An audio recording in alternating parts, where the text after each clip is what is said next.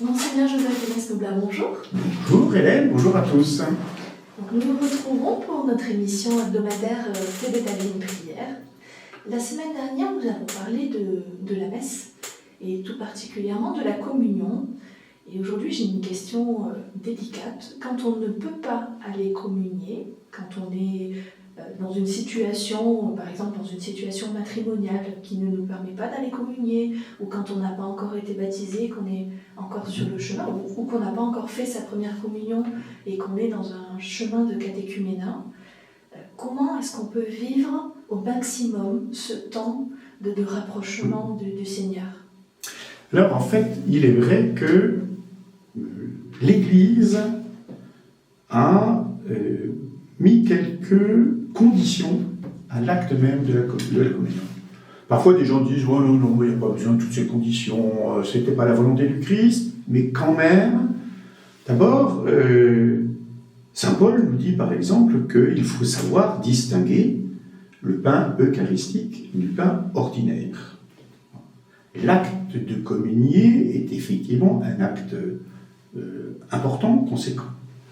Et si je vais communier, d'ailleurs de manière un peu machinale, sans prendre conscience de ce que je reçois, eh bien, je passe à côté de la richesse de ce sacrement. De plus, il y a la question du lien au Christ et à l'Église. Or, il peut y avoir des situations objectives qui montrent cette rupture d'un lien. Par exemple, nous ne permettons pas à quelqu'un qui n'est pas membre de l'Église catholique de communier, alors que certaines églises protestantes disent oh, oui, peu importe. Voilà. Donc, ce qui veut dire que pour communier, il faut être baptisé dans l'Église catholique, appartenir à l'Église catholique. Ensuite, vous évoquiez la question de la situation matrimoniale. Effectivement aussi, la situation matrimoniale est un lieu où on montre l'adéquation non seulement au Christ, mais encore à l'Église. Parce que saint Paul, toujours lui, prend la comparaison du Christ et de l'Église à propos de l'union matrimoniale. Donc, quand il y a une rupture de l'union matrimoniale, ce que Dieu unit, que l'homme ne le sépare pas, eh bien, l'Église demande à ce qu'il y ait le constat qu'il y a une certaine distance qui a été prise par rapport à, justement, cette expression de l'union du Christ et de l'Église qu'évoquait saint Paul. Alors, du coup, je suis frustré, je suis excommunié, disent les gens. Non, on n'est pas excommunié. Le mot excommunication ne concerne pas la communion eucharistique. Et il concerne la communion de l'Église. Voilà. Donc, mais j'ai quand même besoin d'être nourri.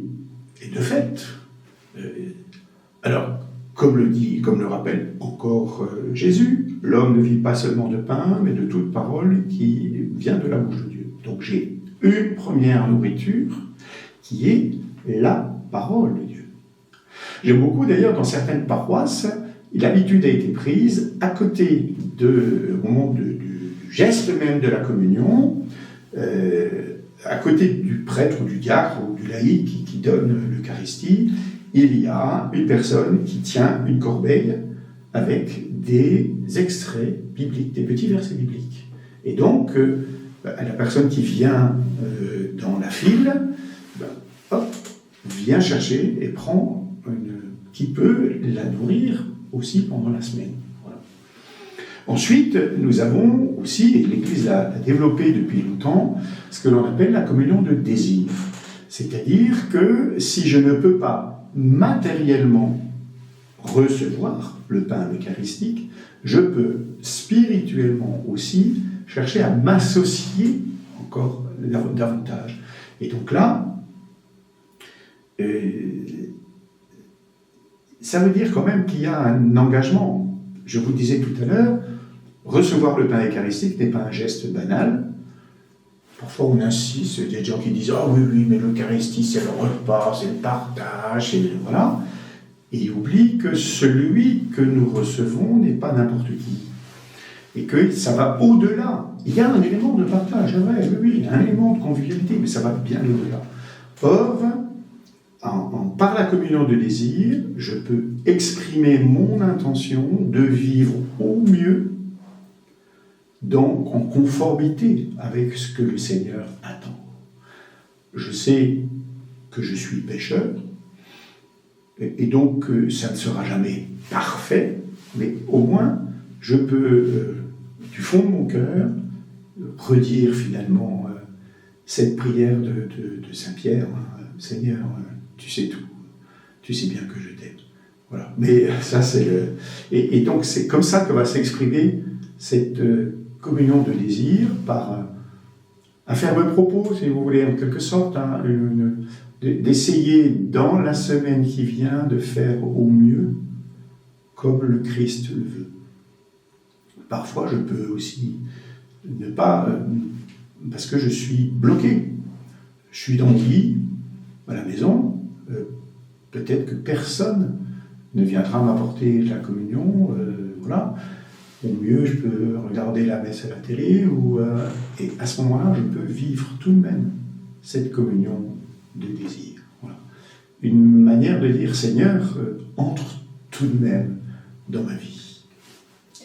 Alors c'est peut-être l'occasion de rappeler que pour les personnes qui sont en rupture de lien matrimonial, il y a aussi la possibilité de faire une démarche de nullité de mariage pour retrouver une pleine... Alors là, on est effectivement, vous sortez un peu du sujet de la prière, mais en fait, si vous voulez, à cause de la parole du Seigneur, ce que Dieu a uni, que l'homme ne le sépare pas. Dans l'évangile selon saint Matthieu, Jésus dit que, sauf, et il emploie un mot grec, porneia, ce que Dieu a uni, que l'homme ne le sépare pas. Alors le mot grec a entraîné beaucoup de commentaires. Porneia, on voit bien que le mot porno est pas très loin, c'est-à-dire un dérèglement.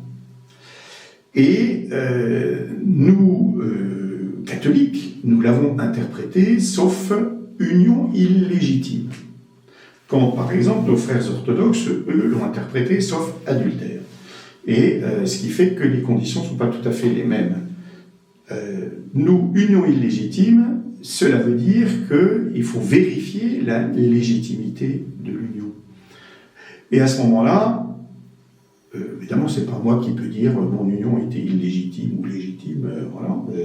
Et l'Église a mis en place un tribunal, appelons les choses, voilà, qu'on appelle l'officialité, où un trio de personnes va se prononcer sur la valeur de cette union, en disant, alors il y a des critères pour évaluer la légitimité de l'union, en particulier le premier critère c'est la liberté.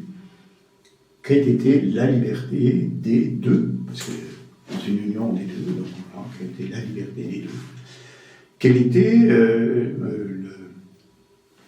le désir profond, l'expression réelle de la fidélité des deux l'un envers l'autre. Troisièmement, comment s'exprimer le bien du mariage que sont le soutien mutuel et les enfants. Et puis quatrièmement, qu'en est-il de l'indissolubilité? Je peux, une énormité, mais ça existe quand même, on peut dire, moi je me marie pour 5 ans, puis on verra après. Non, justement, là ça peut entacher de nullité le consentement lui-même. Parce que nous souhaitons que le consentement soit un vrai consentement humain et éclairé. Donc ces motifs d'invalidité du mariage ou de nullité du mariage, eh bien l'Église va les analyser par le biais de son tribunal, voilà, qui est un organe un peu spécialisé. Merci Monseigneur pour ces précisions. Je vous souhaite une bonne fin de journée. Merci, à très bientôt. À bientôt.